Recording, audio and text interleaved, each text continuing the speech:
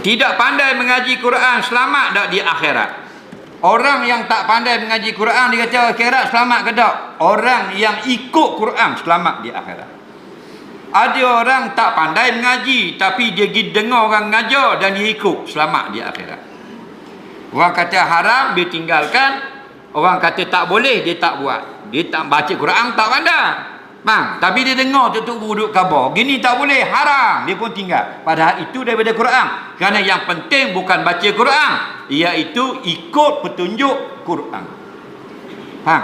Quran kata boleh, kita buat. Quran kata haram, kita tinggal. Orang gitu selamat. Walaupun tak pandai baca Quran. Tapi kalau baca Quran tak ikut, tak selamat kau.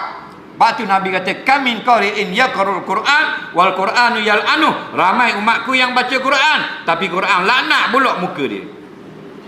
Ha?